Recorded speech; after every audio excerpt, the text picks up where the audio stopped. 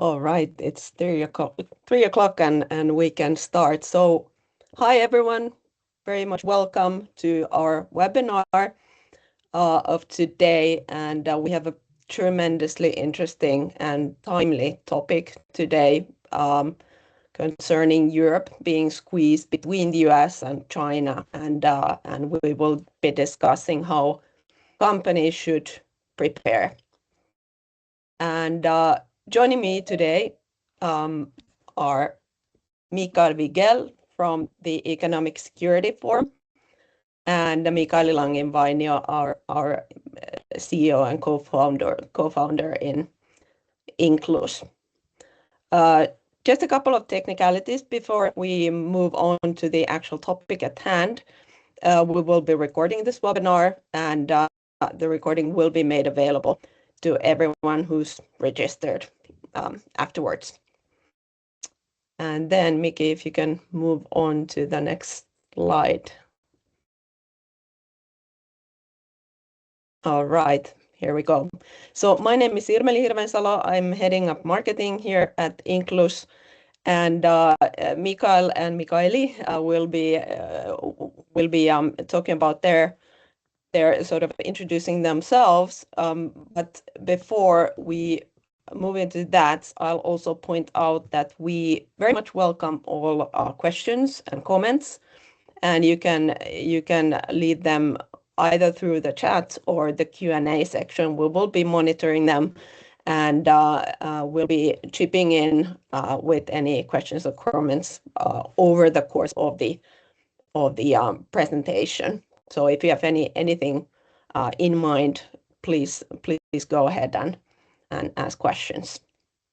But without further ado, gentlemen, the floor is yours. Thank you so much, and welcome also on my behalf to the webinar on interesting and topical issue. And we have truly the best possible expert here talking about the matter today with us.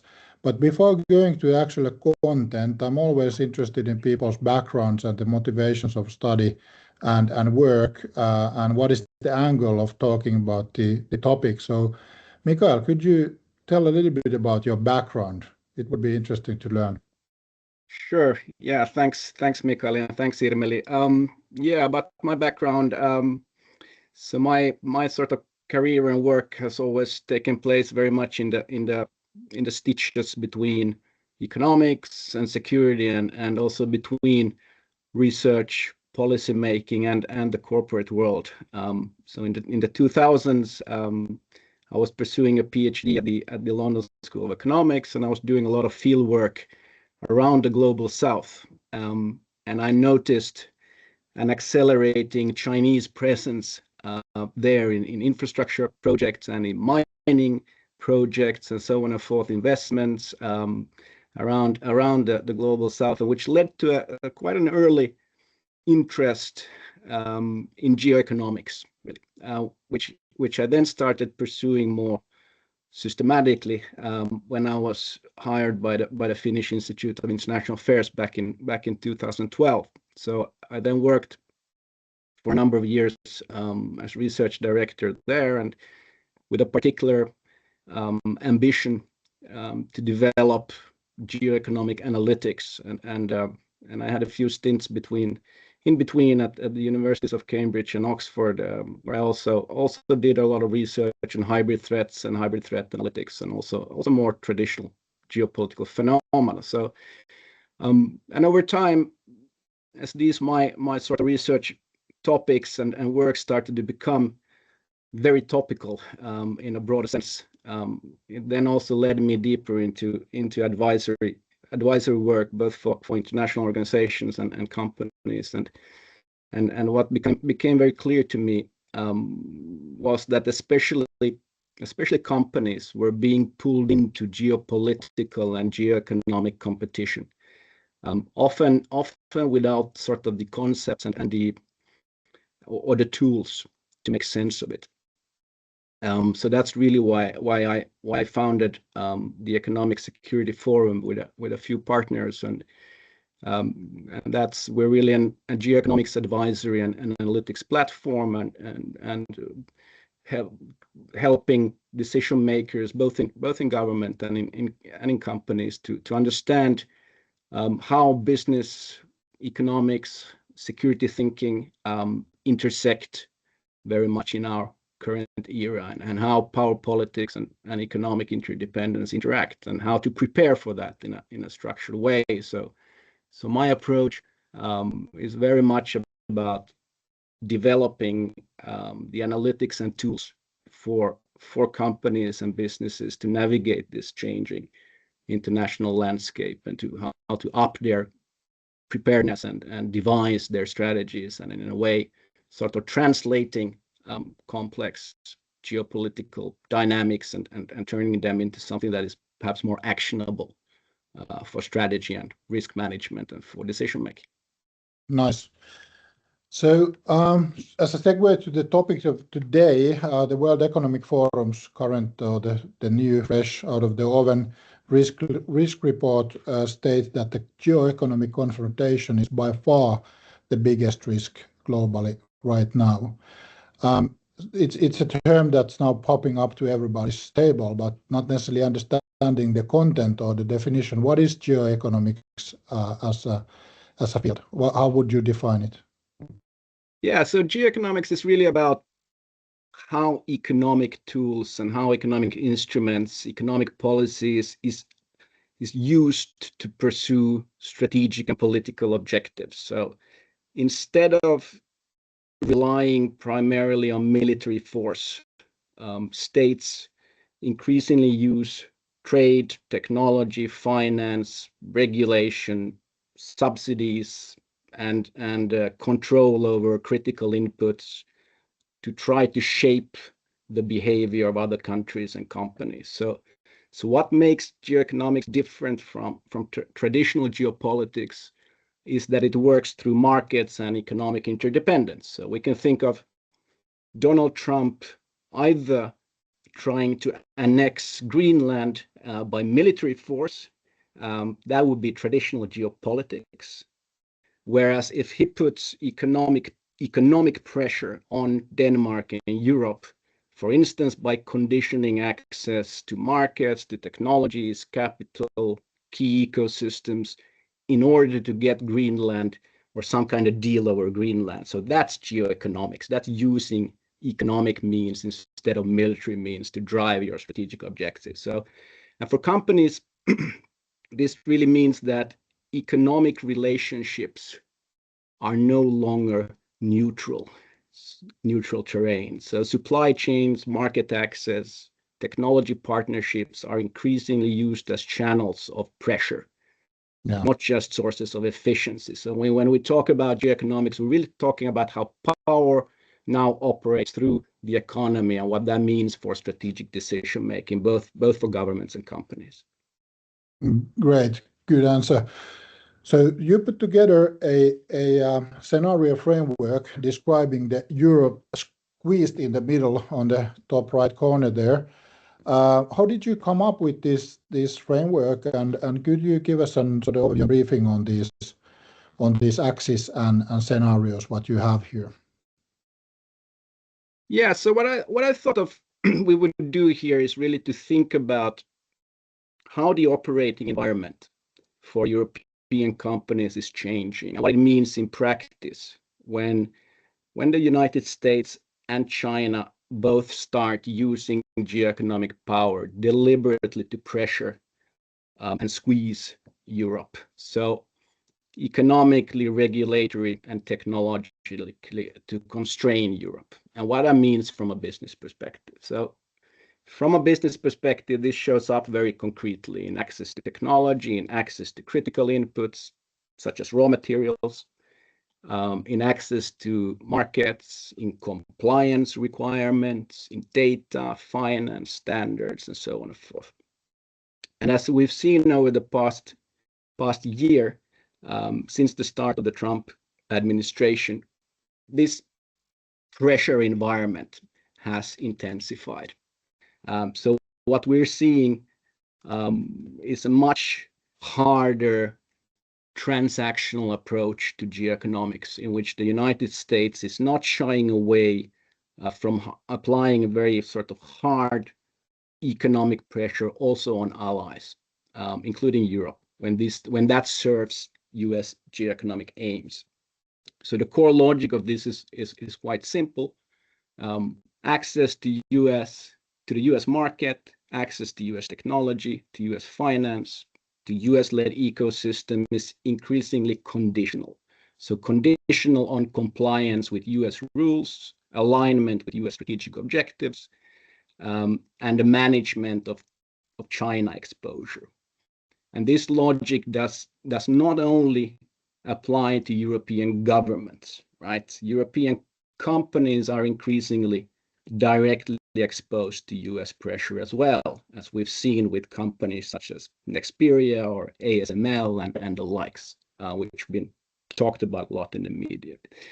So once we start to see the world through this lens, the key question for European companies is how to navigate this environment in which economic interdependence itself has become a tool of pressure.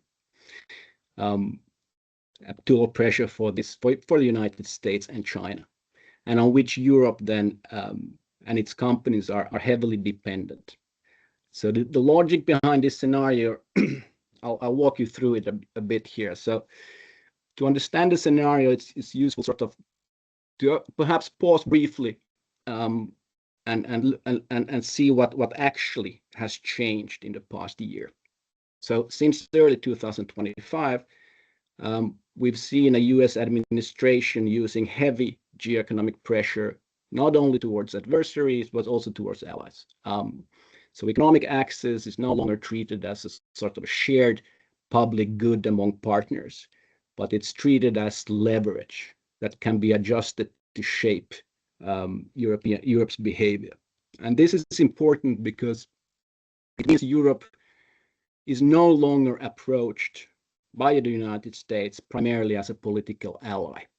So instead, Europe is treated as an economic actor whose access exemptions or benefits can be calibrated to serve US strategic objectives. So, and these objectives are quite, actually themselves are relatively clear, I'd say. So first, the United States is seeking to preserve its technological edge, its technological primacy over others, right? Particularly in critical technology, AI, digital infrastructure, and so on and so forth.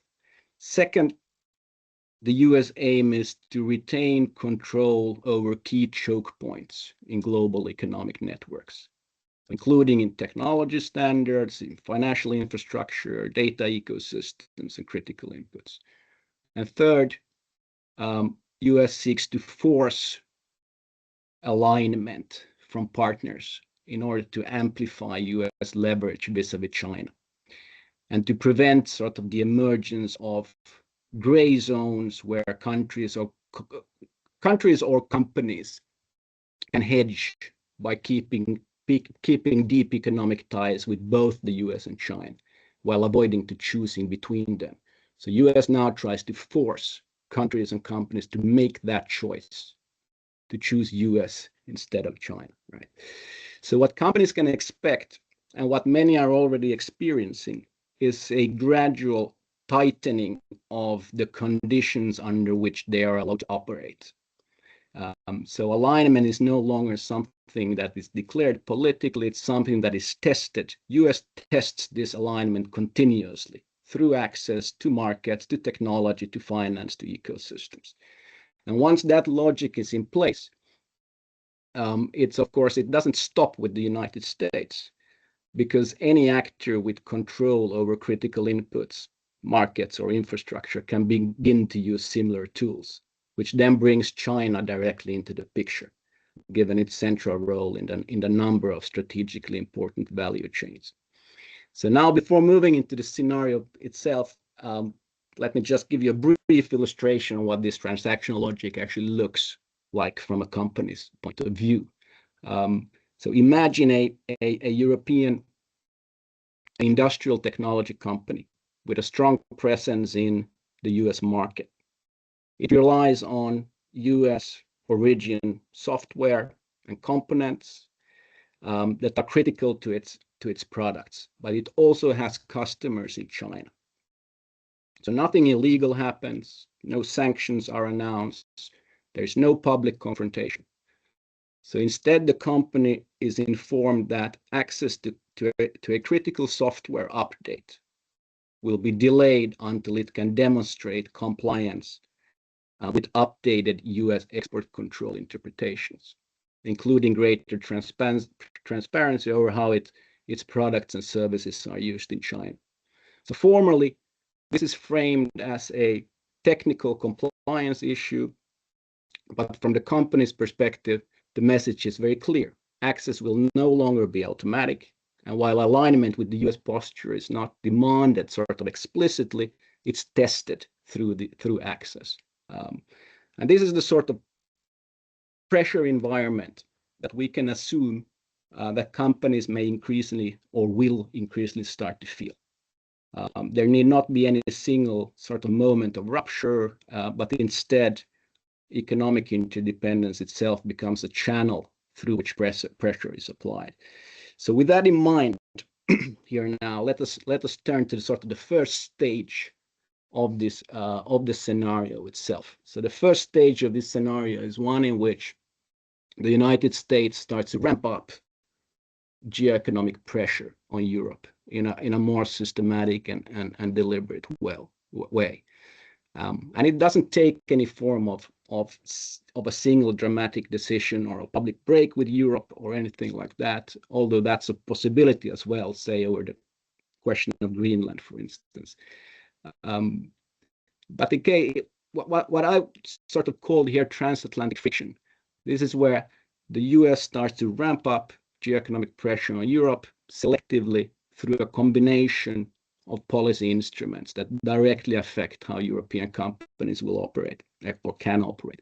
So one element is the expansion and tightening of export controls, for instance, particularly in advanced technologies, where Europe has a major dependence on the United States. And mind you, these controls have a extraterritorial reach, so meaning that European companies are affected even when they are operating outside the United States. Right? A second element in this pressure is the use of subsidies and industrial policy instruments that are sort of formally open to European companies, but in practice come with strong localization and alignment requirements. So access to support is increasingly tied to where production takes place, where data is handled, how supply chains are structured, how companies position themselves within US-led ecosystems. And a third element is growing compliance pressure through finance, data, cloud infrastructure, standards. So where US jurisdiction or influence is particularly strong. So taken together, these instruments gradually start to narrow the room of maneuver for European businesses. And important to note here from a sort of a company's point of view is this does not necessarily feel like geopolitics in the traditional sense. It does not need to involve any use of military power, no major political earthquake in terms of the US militarily intervening anywhere.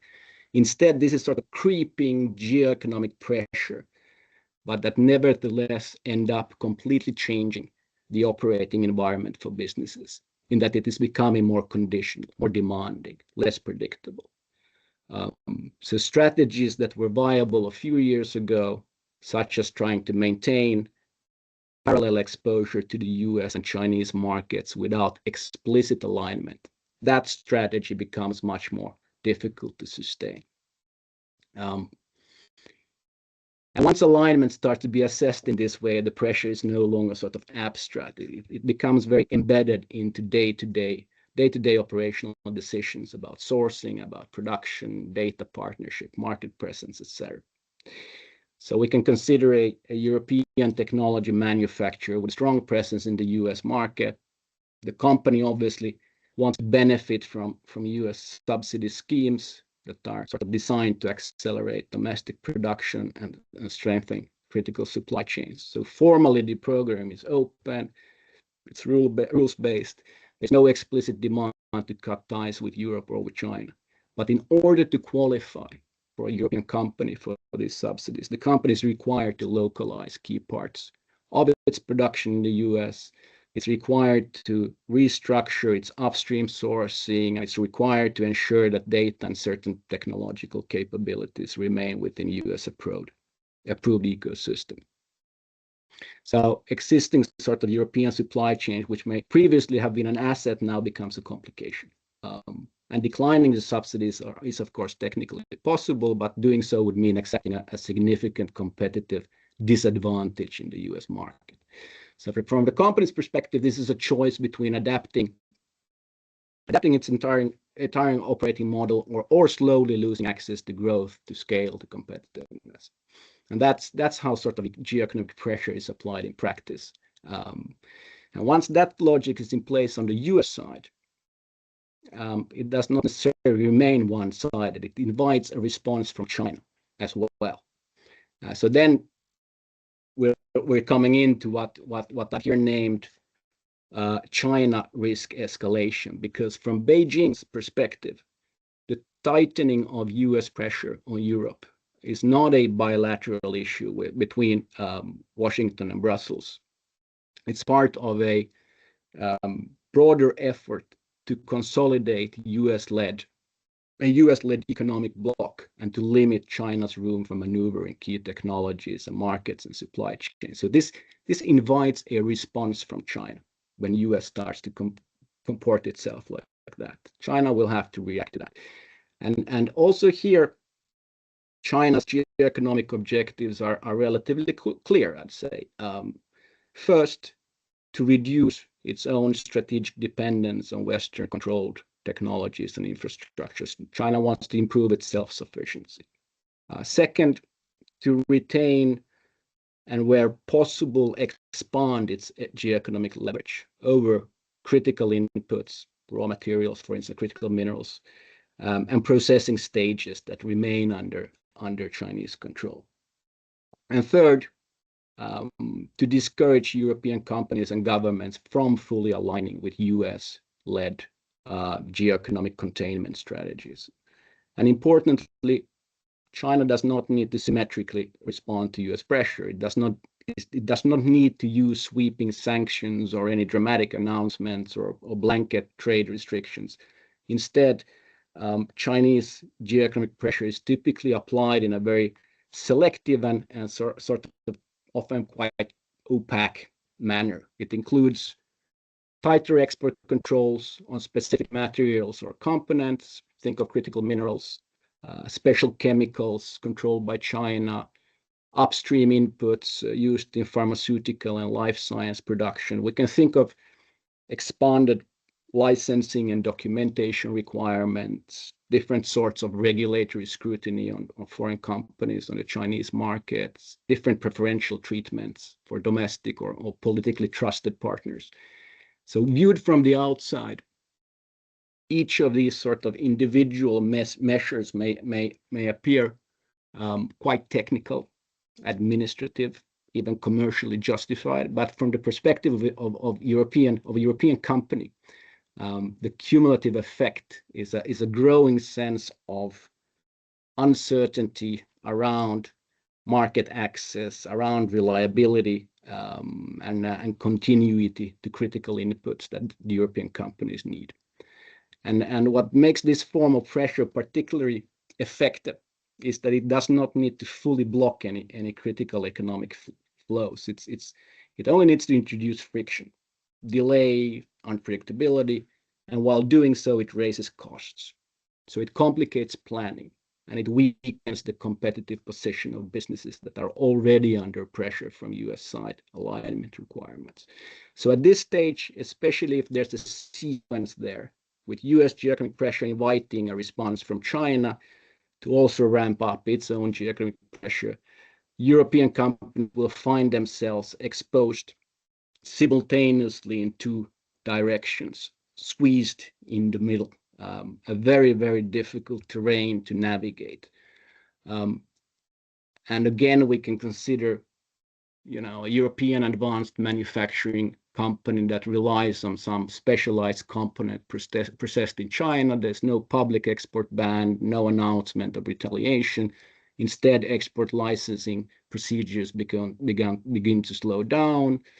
It may be felt in documentation requirements increases, in approvals becoming less predictable, and in shipments that were previously routine are starting to face unexplained delays.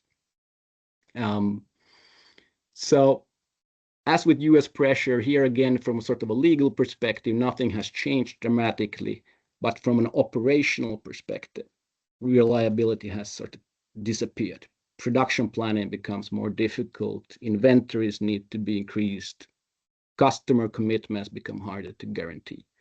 And this is what makes Chinese geoeconomic pressure also quite effective. It does not actually need to outright block any economic flows. It only needs to make them quite unreliable, to introduce friction. So the third stage of this scenario here, and the final one, is where these sort of pressures converge on Europe, where the US and China tries to outdo each other on the sort of geoeconomic game board by both pressuring Europe to align and comply. So here is where Europe finds itself then squeezed between two systems that both condition access, but in slightly different ways and by using different pressure points. So on the one hand, closer alignment with the United States is increasingly required in order to maintain access to advanced technologies and to subsidies and to finance and to US-led ecosystems. And on the other hand, that same alignment increases exposure to Chinese counter pressure, particularly in areas where Europe remains very dependent on Chinese controlled inputs, on processing or market access. And for European companies, this sort of creates a strategic dilemma that cannot be solved through compliance alone. Aligning more closely with the US reduces one category of risk, but it amplifies another. And hedging too visibly or attempting to maintain strategic ambiguity increasingly starts to raise red flags in Washington that invites more pressure. And at the same time, reducing exposure to China too abruptly can trigger commercial retaliation, pressure, and a loss of access to critical input from China. So what makes this situation particularly challenging is that time does not necessarily work in the company's favor. Delaying decisions will often just increase this accumulated exposure from both sides. So as a result, companies are forced to make hard choices in an environment where none of the available sort of options are really cost-free. And that demands, of course, good strategy, good corporate geoeconomic strategy, I would call it. So this is the essence of the squeeze. It comes down to being able to operate in an environment where multiple powerful actors can simultaneously sort of condition the economic and technological flows that companies depend on. And this pressure is felt most acutely in Europe's strategic industries, actually. So in energy and clean technologies, advanced manufacturing industrial systems, in digital infrastructure, data, connectivity, logistics, shipping, insurance, finance, and of course, dual use and enabling technology sits sort of at the intersection of civilian security applications. In all of these sectors, companies are discovering that economic interdependence no longer just creates efficiency, but it also creates vulnerability. So from the company's perspective, every move seems to sort of increase risk somewhere else in this final scenario here, and compliance in one system creates vulnerability in the other, and there's no neutral operating position left, which is why the squeeze is difficult to manage. So this is not a one-off shock. It's a sort of a persistent state of strategic constraints. Okay, so having gone through the scenario, what is this scenario actually for? Just a few final words on that before we can have a more of a discussion around this. What's the scenario actually for? So it's certainly not about predicting exactly which policy will be announced next or when. And it's not about trying to optimize compliance with any single regulatory regime. It's really about corporate geoeconomic preparedness. So it's about preserving room for maneuver in an environment where economic pressure is applied through access. What I would say is the first practical step for companies is then to map their dependencies politically, not just operationally. Company needs to know its dependencies politically as well, not just operation. So that means understanding not only who supplies a component or service, but who ultimately controls the choke points that make those flows possible. The second step is to monitor triggers and signals rather than headlines, right? Major policy shifts are rarely sudden, I'd say. Even President Trump's policy shifts are rarely sudden. Even Trump's policies on Greenland or Venezuela should not have come as any surprise to anybody. They've been there for a long time as very prominent issues for anybody following not only Trump himself, but also his closest advisors. And major policy changes are usually preceded by smaller changes, whether in licensing practices, in regulatory interpretations, in subsidy conditions, or in informal signaling. And the third step is really to build response options early, because once pressure is applied openly, options are already quite limited. So preparedness is about creating alternatives before alignment is sort of forced. So European companies should map their critical inputs not only by supplier and price, but by where political control ultimately sits. That's how they can start to understand and anticipate that this sort of geoeconomic pressure.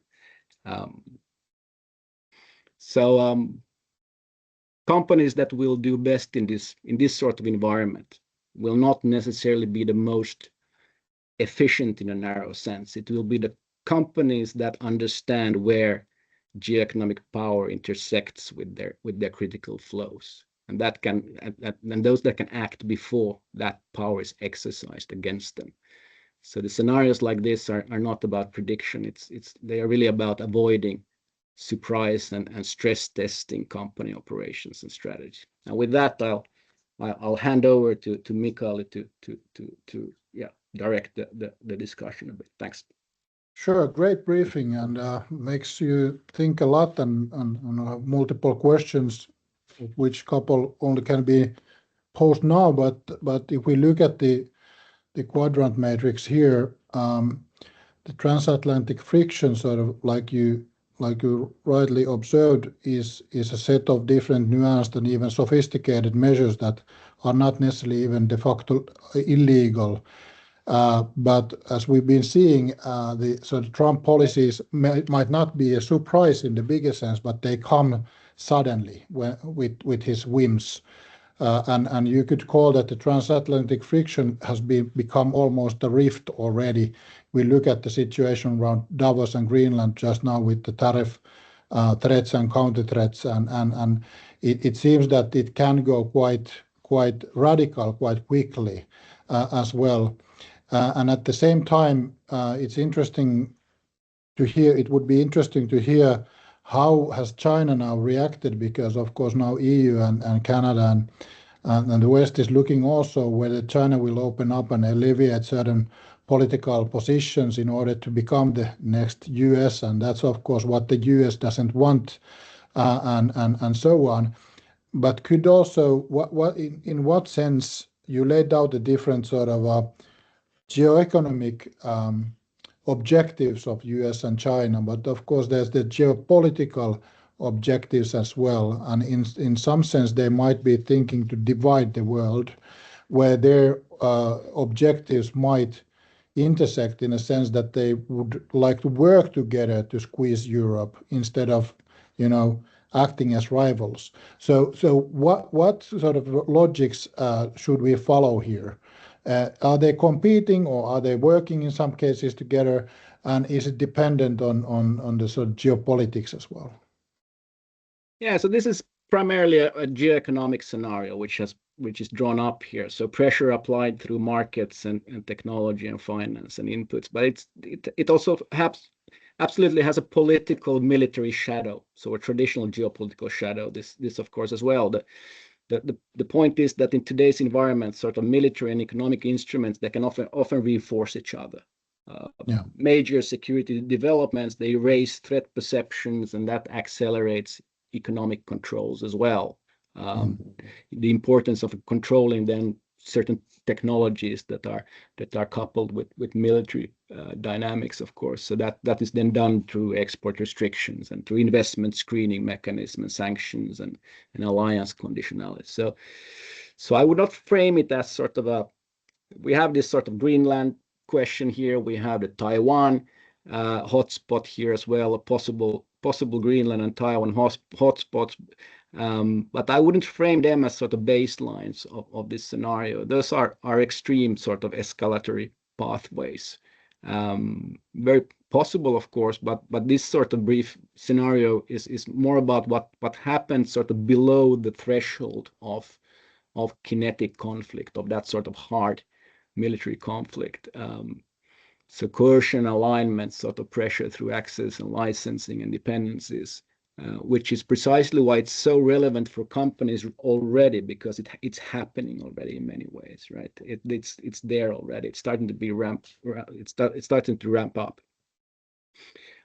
If the political military environment sort of worsens, it doesn't replace this geoeconomic logic. It will intensify it. It will accelerate those pressures. It would accelerate those developments further.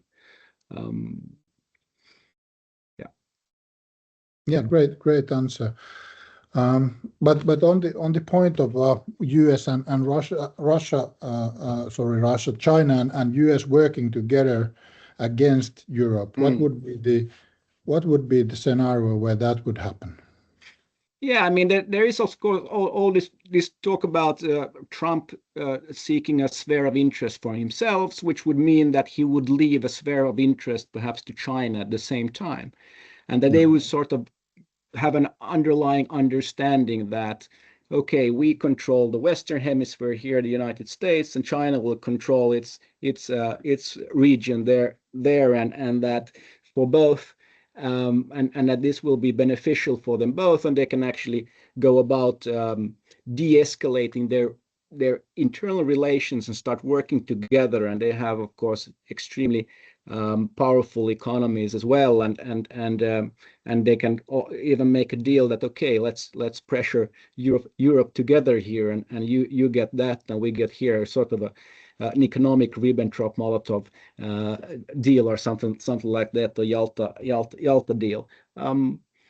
It's a possible scenario. I wouldn't find it very plausible, though, in fact, because these are each other's worst competitors. Yeah.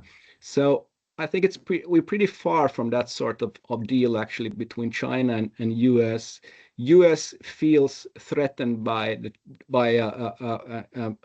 a rising China, and US starts to wants to contain the Chinese rise, contain China getting its hands on vital technologies and overtaking US in the technological space. So I think we're far from that sort of deal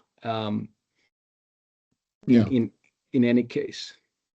Certainly. Can I jump in, Mikael, with a point? Absolutely. Hi, everyone. I'm Anina, also from ESF, working with Mikael. So what you're talking about, I think we can see the trend very clearly, actually today and in the past week. The number of prime ministers visiting Beijing now. Keir Starmer is there today. He's not traveling with his Secretary of Foreign Affairs. He's traveling with his Trade Secretary.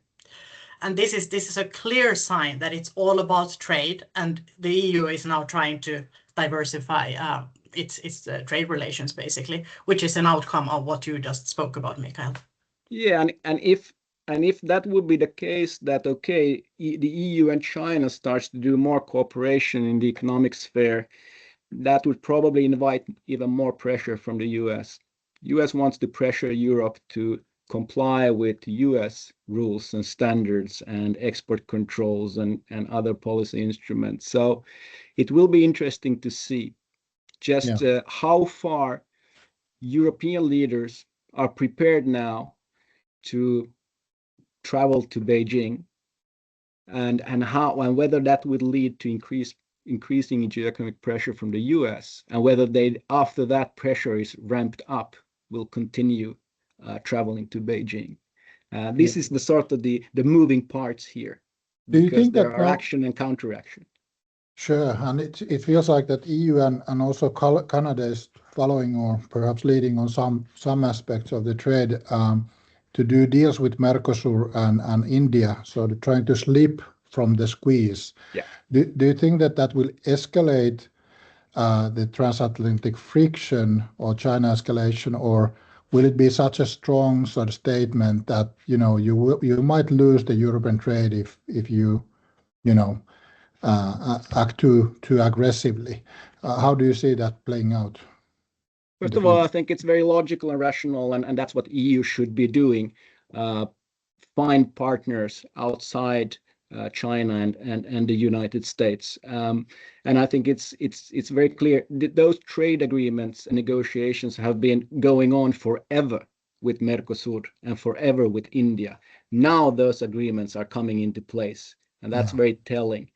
So the EU is actually lowering a bit the standards for when it actually makes an agreement. It's now making deals, if you will, with these third countries, and that's of course logical and rational and realistic in many ways.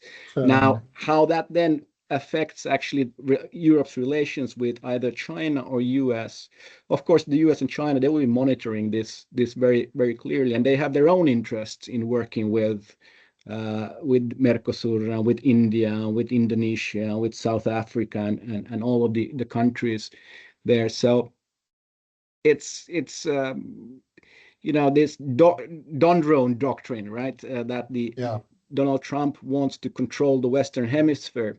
An EU agreement with Mercosur will probably be looked upon from Trump's perspective slightly negative, but we don't know how he will react yet on that.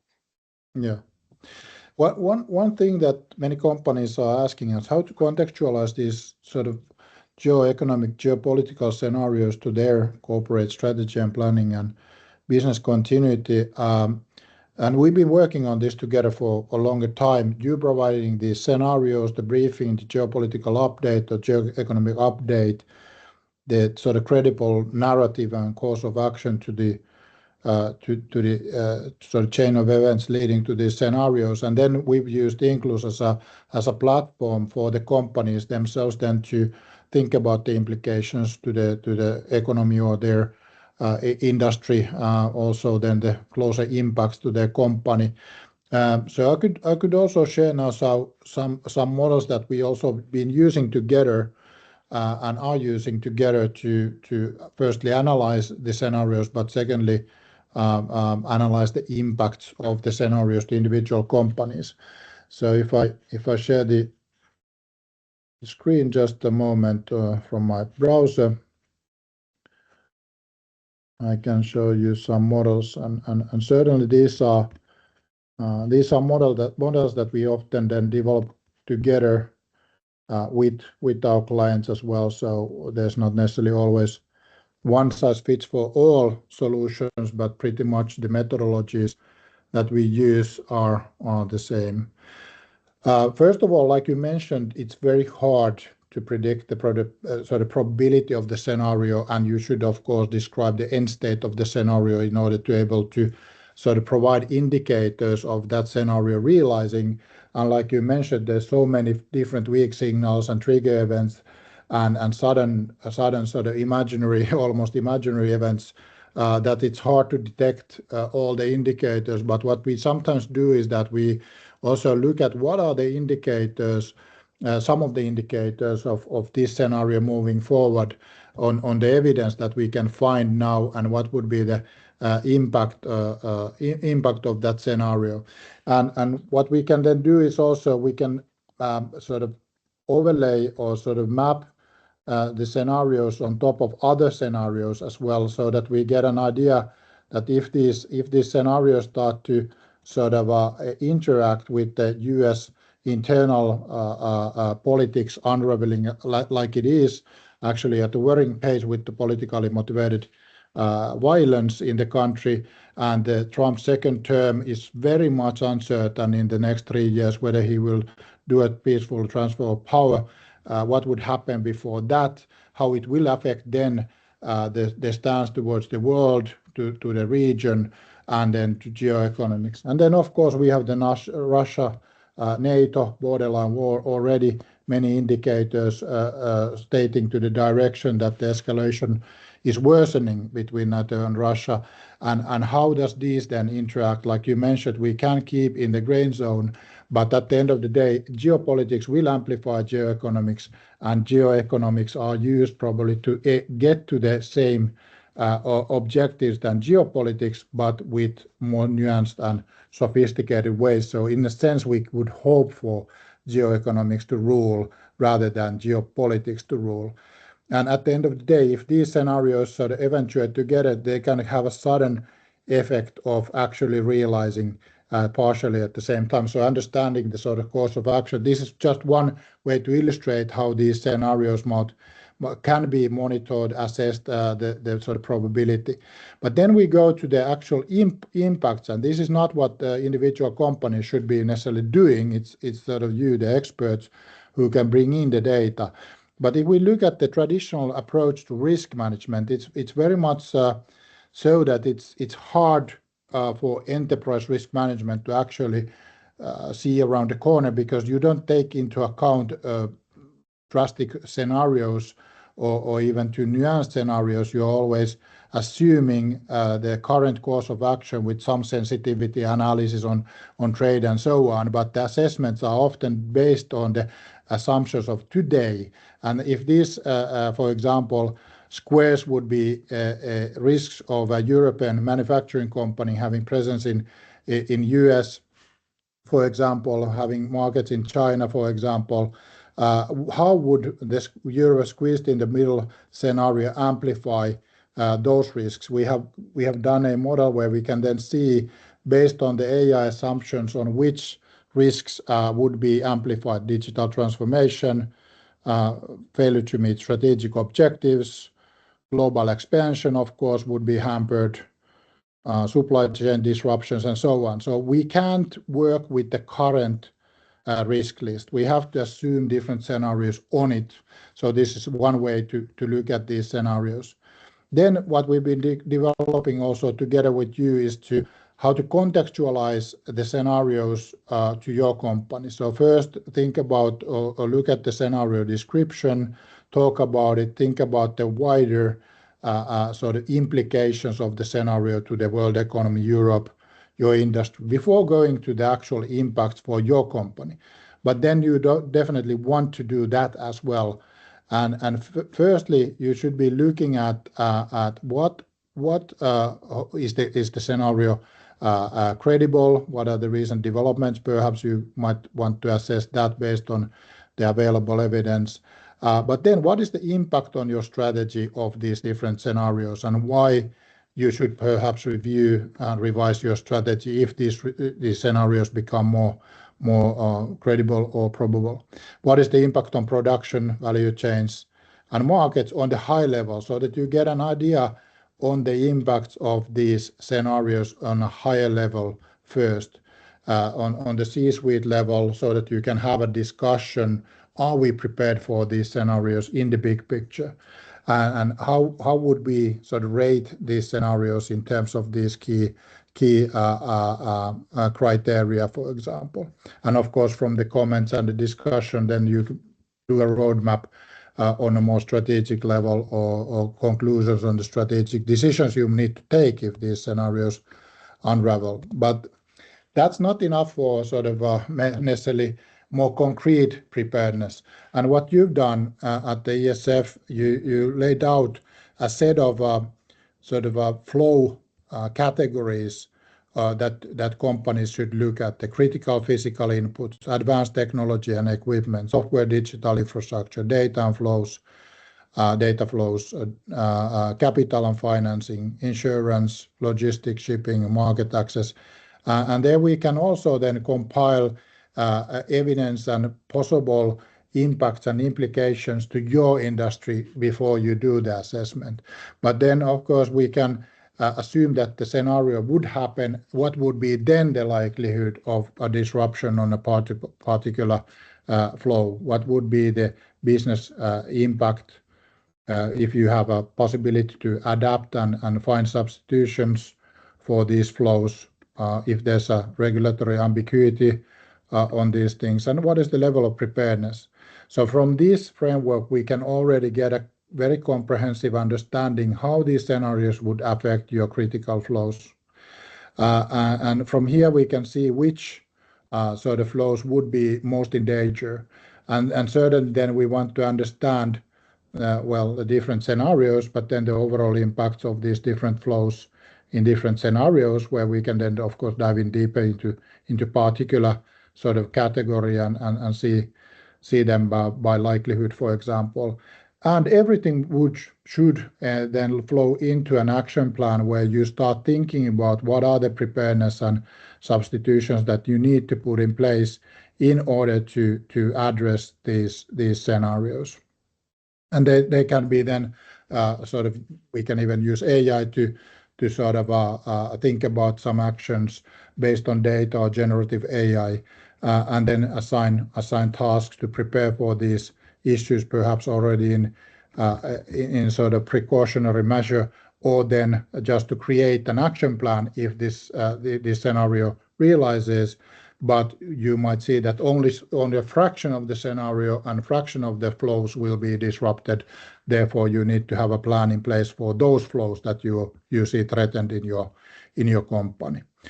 So this is a very quick overview, a lot of different visuals and components, and maybe a bit fuzzy here, but I would like to give a floor to you, Mikael, to explain also with your words how you see that companies should be preparing for these scenarios before we go to the sort of wrapping up of the workshop.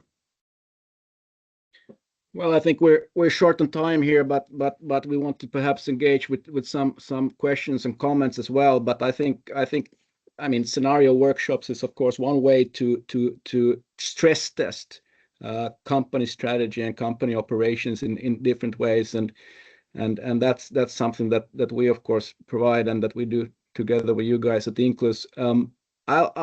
I would introduce one key concept here, and that's flow control or flow management. I think it's so important in our time for companies to have a very clear view on their critical inputs, their critical flow and outputs, their critical flows and the friction. We're not in the world anymore when economics flowed freely and they were liberalized, whether it's about data flows or resource flows or trade flows or capital flows. There's a lot of friction coming in here new, and you need to sort of manage that friction. The company that is best able to manage that friction will be successful. And that's why we need sort of a bit of a new concepts and tools to wrap our heads around that sort of flow management aspect these days. Certainly. Great points. I don't see that there's no questions now on the Q&A section, so maybe we could sort of tell a little bit to the audience about the Nordic Economic Security Program that you are running at ESF, and we as a partner also providing the tool to some segments of it. Could you just give a short introduction to the program? Sure. So NESPO is really a public-private platform that we've set up now, drawing in companies from very critical industries in the Nordics. So in critical technology and digital infrastructure, energy companies, defense, raw materials and mining, logistics and transport, life sciences. These are critical industries that our societies depend on and which are strategic in every way in the current era. So we're putting up a program where these companies from these industries in Nordic space come together and learn from each other. and do work together when it comes to risk assessments, when it comes to assessing critical dependencies, when it comes to strategic positioning. And they do this together with public authorities. So with key ministries such as the Ministries of Foreign Affairs in the Nordics. The Nordic Investment Bank is involved in this, and we have a bunch of knowledge partners such as Inclus, which is involved in this work. So this is a really interesting effort to create a public-private cooperation and dialogue when it comes to how to handle and how to navigate this changing international landscape that very much revolves around certain very critical industries. Great, thank you so much on the introduction, and there's also sort of different levels of the program. Would you like to tell about these a bit? Sure. So this is really how the program functions. So a key point is sort of to reduce blind spots and anticipate sort of geoeconomic disruptions and opportunities. And so we provide some sort of our intelligence and our early warning briefs, whereby companies can understand a bit better how these global shifts might affect business. We stress test strategies and resilience against real world disruptions, against a number of scenarios to up preparedness. And we do work around sort of shaping the strategic positioning, if you will, so that companies are able to actually prepare and anticipate, and not just to react to these changes. And the neat thing here is, of course, that usually when companies look at things from their own industrial perspective, here you have a series of very interdependent industries where companies can actually learn from each other and get a much broader perspective, because these other industries provide their sort of knowledge about choke points and possible anticipation of different developments. So I think this is really a cool cooperation in that sense, that it broadens our view of the landscape very much. Thank you. Yeah, and just to add on, we have facilitated also sort of comprehensive enterprise risk management processes and business continuity and supply chain risk management processes with Inclus. But together with you, we also have facilitated sort of just simple C-suite workshops where you would bring your executive team together to look at these scenarios, to really get into them, because you need to spend a bit time on digesting what could be the chain of events and sort of meanings of these scenarios. And then with Inclus, we can then compile all that wisdom or then the cluelessness, which is also okay, because there's so much uncertainty, and we want to understand where we need to get more information, where we need to be better prepared. But we want to compile those questions together and draft a concrete sort of action plan for the company to be prepared for these and other scenarios. So please do be in touch with Mikael here, or with me or our team at Inclus by any means. And just as a final comment, we will have a sort of a Inclus Academy webinar on the 12th on the 10 typical challenges in facilitating digital risk management process. You can join the next webinar. It's primarily for the current customers, but anybody who want to join, of course, can join. And then if you want to just learn about the tool and the approaches to ERM or scenario work, please do contact us, or then through the QR code also you can contact the Economic Security Forum and Mikael and his colleagues. So I thank you so much for your interest on this timely and topical issue. You will get also the webinar recording from this session, and have a nice day and have a nice week. Thank you. Thank you so much on my part as well. Thanks, gentlemen. Also very interesting this discussion, and the recording will follow. Thanks for your time, everyone. Thank you so much. Bye-bye. Thank you.